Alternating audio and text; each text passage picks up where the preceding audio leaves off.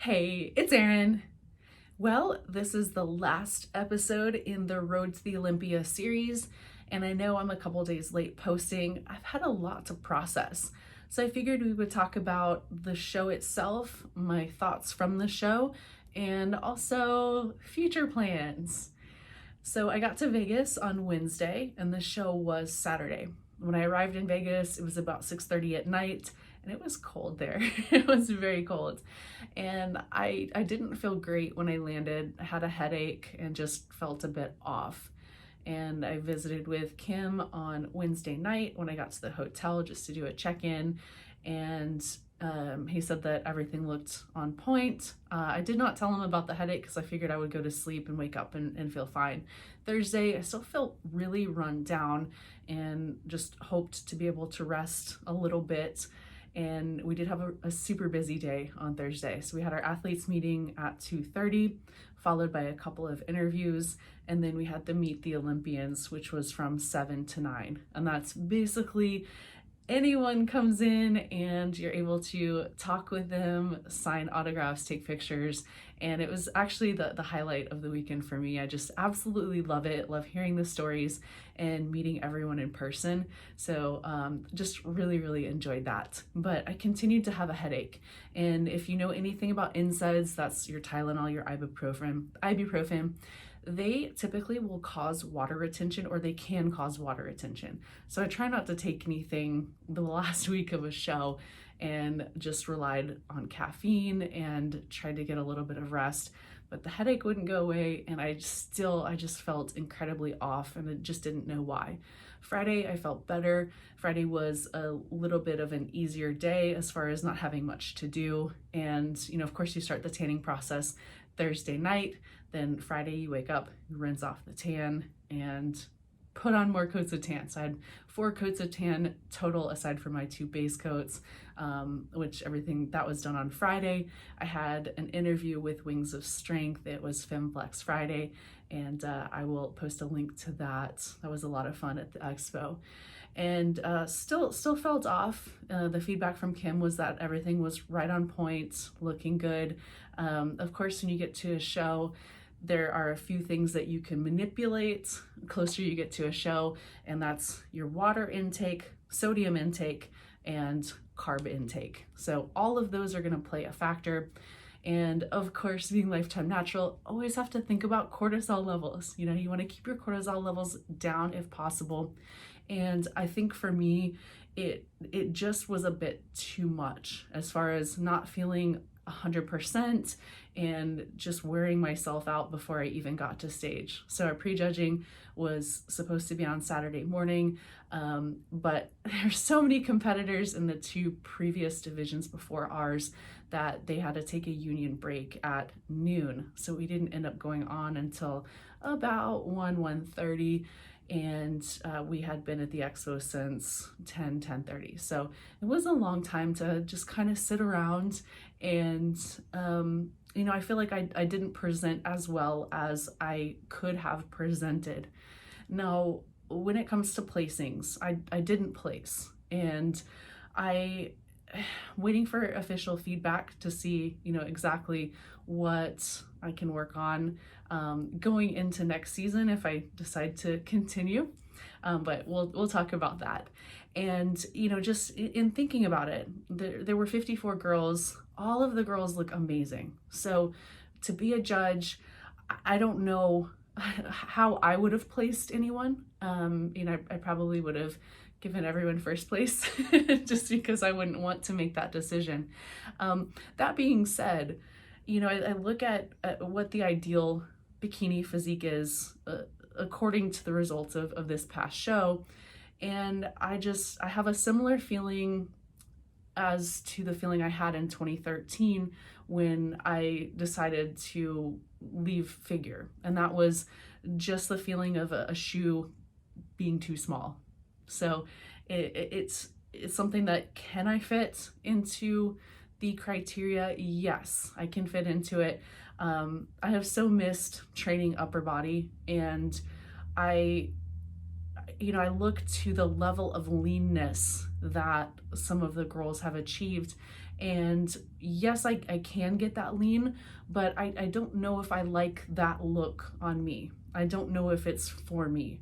So I'm at a bit of a crossroads with competing. I really love it. I love being on stage. I love the challenge of being able to transform my physique and to see what's possible. And I'm happy with my progress so far, but I don't know if the ideal, I'll rephrase that, the current ideal is not my ideal. So I decided I'm going to take a bit of a step back, and also competing is a self-serving thing. It doesn't really help people. And, my goal has always been to help. I want to reach out, I want to teach, and I want to make a difference. So if y'all have ideas as far as what you would like to see on the channel, something more like the training videos that I used to put out, or if you want to see something completely different, I want to start posting weekly videos again, but have the videos be helpful, have them be something more of what you would like to see, what you need help with, what you think would help you achieve your goals. So if you would, just let me know in the comments below what you would like to see from the channel and from me, and I'll make it happen. So right now I'm in the process of interviewing the video production crews, or at least a videographer, to be able to get that high quality content to you guys. So something for the new year. It will probably take a few weeks to get everything secured, but it's a goal of mine to continue to provide really good content for you. Now, as far as the next season with competing, I'm really not sure. I'm torn and I'm still processing it, I will forever love competing, and I love the IFBB just for the opportunity it presents and for the number of shows and for the great platform that it does provide the athletes. The bikini division is just a very tough division, and I love track and field, I love lifting, and so I'm trying to figure out what will give me that fulfillment. And I don't mind the sacrifice, but when you have sacrifice and the responsibility versus reward, so the reward isn't as great, but the responsibility is huge, then it becomes a challenge to give something 100% that you're just really not getting enough out of, if that makes sense. So we'll see what happens in the future, but I will include some photos from the competition, and I absolutely loved the suit. If you're in the market for a suit, be sure to check out Black Ice Bikinis. They're in the UK, and they are incredible. Absolutely loved the suit. Loved everything about it, the cut, the color, the stones, just absolutely amazing. I did have my makeup done professionally for this show, and for most shows I do my own hair and makeup, but I decided that it would be nice to have it professionally done, and I did not like it. I did not like it at all. So I think that played a role in how I presented on stage, because I felt like a potato. If you've ever had a bad makeup job, then you'll know. She drew my eyebrows really low and just close to my eyes and really angled, and it made me look angry. And then my face was contoured, so I think it made me look older. So minor details, I don't think that affected my placing at all. But when you spend a couple $100s on something and it's terrible, I don't know. I didn't have time to redo it either, so I just rolled with it. But as far as getting on stage, my stage weight was right around 127 pounds, 127.5. So I think I probably could have been okay at 126, a little bit lighter, a little bit leaner, and a little bit just tighter. So every contest is a learning process, right? And I think sometimes we get leaned down, and the reasoning goes out the window. And I think that's what happened with me. So in hindsight, I look back at a series of just minor missteps that added up to just not a good presentation on stage, in my opinion. And it is what it is. So back to focusing on my app, which is out now. I'll leave a link in the description below. I just updated the coupon code. So if you want to train with me, check that out. So the app is called ViaFit, but it's BIA. So it's Via, which is the Greek goddess of strength and power. So, and bodily force. And I just love that, because the idea that there is a via inside of us that we can find and define, and how lifting brings such strength. So we have such physical strength that we get from lifting. And that physical strength equates to strength across the board.